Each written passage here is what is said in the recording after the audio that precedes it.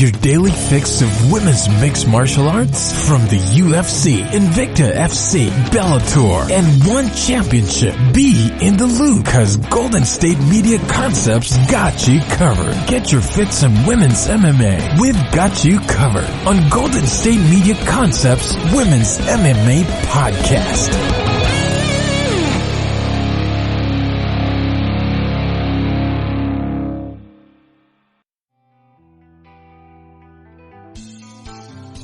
All right now, thank you for tuning into the GSMC Women's Mixed Martial Arts Podcast. I am your host, Tate, and today we're going to be talking about UFC 243, in which we're going to be covering there was two main women's matches that we're going to cover today.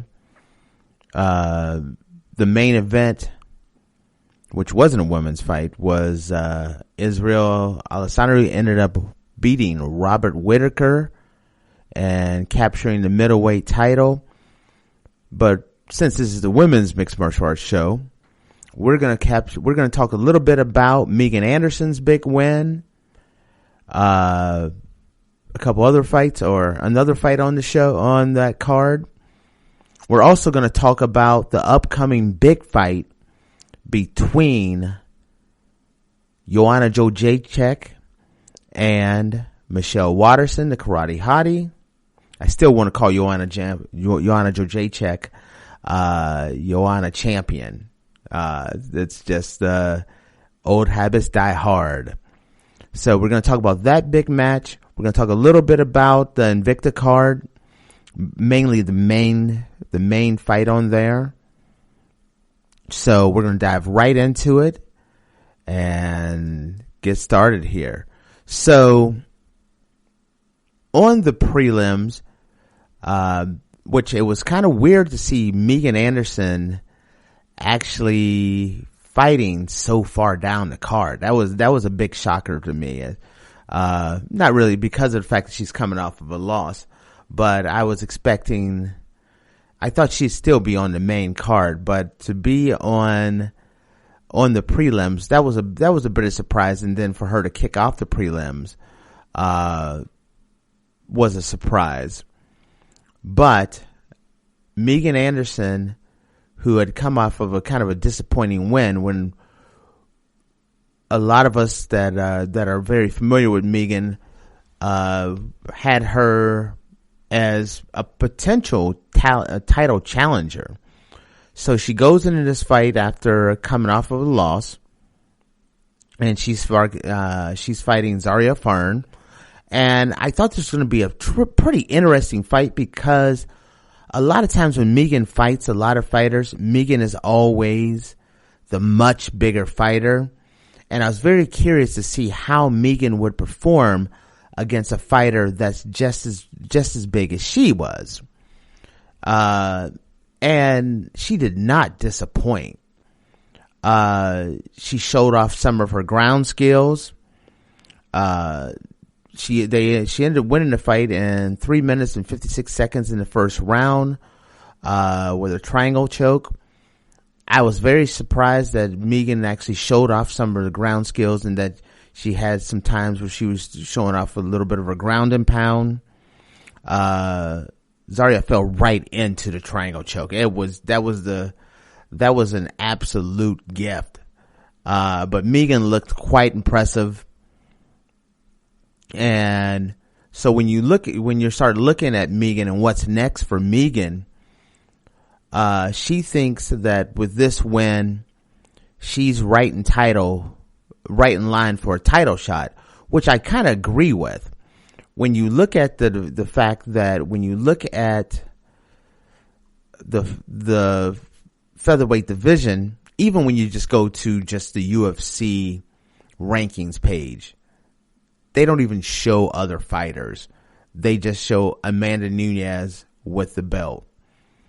There's not a lot of competitors in this division, and Megan is one of the biggest names. So with her coming off of a big win, I could see Megan next. Right now, Amanda Nunes's fight card is filled, in which she is going to be fighting Germaine de Randamie. And there's not a lot of talk about that fight between Amanda Nunes and Germaine de Randamie, but Germaine de Randamie is the fighter that I think poses the biggest threat to Amanda Nunes's bantamweight title. I'm going off a little bit about this, and the reason why that is the fact that Germaine de Randamie is one of the most accomplished fighters in the history of combat. She's tough. She knows how to use movement, angles, footwork. She's not going to do what Chris Cyborg did, which is stand right in front of the person with the hardest hands in the business and try to trade with her. De Randamie will come in and she will fight smart, and that makes it a very, very interesting fight. We'll talk about that fight when it gets a little closer, but keep your eye on that fight. And then Megan Anderson would be one of the top two contenders for the featherweight title. So Amanda Nunes's fight card is actually is kind of lining up nicely for her. She gets past Germaine de Randamie and Megan Anderson, and she's going to be champ for a long time. It's going to be very interesting to see how she makes it through these two fights here. Now, when you go through and you look at other fights on this card, there was only one other fight on this card that was intriguing, and that was on the early prelims. When you look at Nadia Kassem and Jinyu Kim. Now, when you're looking at this fight and you look at this, I was looking forward to seeing this fight strictly because I hadn't seen Jinyu Kim fight. She was coming off of a year layoff, and when she did the weigh-in, she actually came in 2 pounds over. Kim is actually from South Korea, and 3 of her last 8 fights were by stoppage, by submission. So I had heard she was a very tough fighter. She definitely did not disappoint. She came in, the fight started out right out the gate with a knockdown of Nadia. And from that point on, Kim just used, she stalked her. She cut the ring off. She used her size and her strength to really control the fight. And in the end, the fight was over on the second round by KO. I'm definitely looking forward to seeing Jinyu Kim fight again. But in this case, it was just a fighter that was just too big, too strong, too powerful. Quite impressive. Another fight that went on this weekend, but this was not in the UFC. Invicta had a card in which I was definitely intrigued by that particular fight. It was the fight that we're talking about was Pearl Gonzalez. Pearl Gonzalez, trying to think of who did she fight. I cannot think of her name right off the top of my head. Anyway, Brogan Sanchez, and really it was actually a very tough fight, very close. When the fight was at the end, I thought Pearl did enough to win and edge out a really close decision. A lot of ground and pound, a lot of grappling. But Pearl is cutting out a path in Invicta to actually fight again. She had just fought for the title, in which she lost because of disqualification. After this fight here, I would not be surprised if Pearl Gonzalez does not get another title shot in Invicta. As a whole, the Invicta FC 37 card was actually quite entertaining. I always love watching Invicta. I always try to support Invicta. When you look at some of the best fighters that's in the UFC have come from Invicta, so I always try to make sure I stay on top of that. Now, when we come back, we're going to take a quick break. Just a quick one.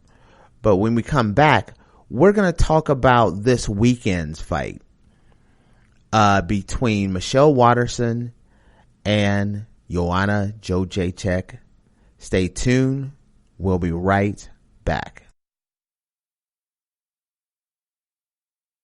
Check out the show built around the women of MMA. From the UFC, Invicta FC, Bellator, and One Championship. We got the fights covered. It's the Golden State Media Concepts Women's MMA Podcast. The latest news of upcoming fights, discussions of previous matches. Join us as we talk to and about the biggest names in women's mixed martial arts. Past, present, and future. When it's the women's fight game, you know where to listen to. The Golden State Media Concepts Women's MMA Podcast.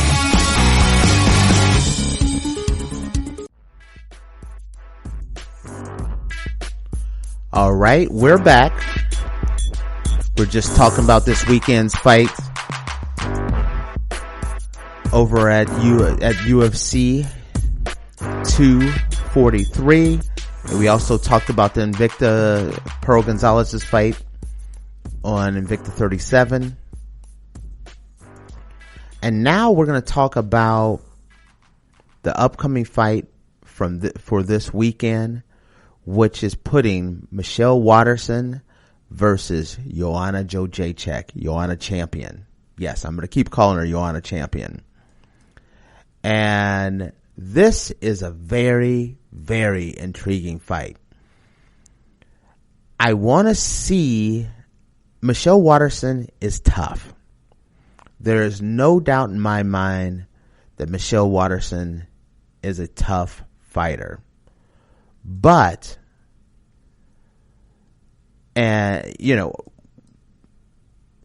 Michelle Waterson's wrestling game has been quite impressive. But one thing that has been even more impressive is Joanna Jedrzejczyk's takedown defense. It is very hard to get Joanna on the ground, and that's one of the areas where Michelle Waterson has an advantage. But when you start looking at the fact that Michelle Waterson would be the smaller fighter, in my opinion, Joanna's being able to shoot at angles and the way Joanna throws a lot of combinations, I find it's going to be a very tough thing for Michelle Waterson to cope with. Now, the one thing that I do give Michelle Waterson an opportunity for is there has been situations in which Joanna can get caught and caught early, and Michelle Waterson can deliver some very deadly kicks. They don't call her the karate hottie for nothing. And so can she stay busy enough and not withstand a lot of punishment to catch Joanna Or can she make this a rough and tumble match in which her wrestling skills and her ground and pound becomes, a factor? Kind of the way she made things go with Paige Van Zandt. Because when I look at it, and I say that's going to be very hard, I think about Claudia Gadelha when her 2 fights with Joanna, which gave Joanna fits. But the one thing Claudia could not do was ever take down Joanna. And if you can't get Joanna down, you can't make it a rough fight, then your only other option a lot of times is to catch her, kind of the way Rose caught her. Now, she can be caught and she can be dropped. And that's why I do give Michelle a puncher's chance. I'm like I said, I'm really curious to see how she handles how Michelle Waterson handles the volume of punches that Joanna Jedrzejczyk will put out. That's the one thing that I've never seen Michelle fight a fighter who can throw combinations and use footwork and angles quite like Joanna. So that'll be an interesting fight. Joanna comes in at a 15-3 record. Michelle Waterson comes in at a 17-6 record. Joanna's the taller fighter at 6'3". Michelle Waterson walks in there at 5'3". Reach is going to be a factor. And Joanna walks in there has a 3.5 inch reach advantage, and Joanna will use every inch of that. Leg, as far as reach with legs, they're about the same. So this is going to be a very, very intriguing fight. And then, when you look at, I go back down to, takedown defense, and Joanna running at about an 80% clip as far as stopping takedowns makes it a very tough fight. Michelle Waterson doesn't really have to worry about being taken down. So when I look at this and I say, if I'm going to give a prediction on who I think is going to win this fight, I am going to say Joanna. I'm taking Joanna to win the fight, and I think it's going to set up a strawweight championship fight where Weili Zhang will be able to defend her title. Weili is right now, she's having a tough time being the first native Chinese champion in the UFC.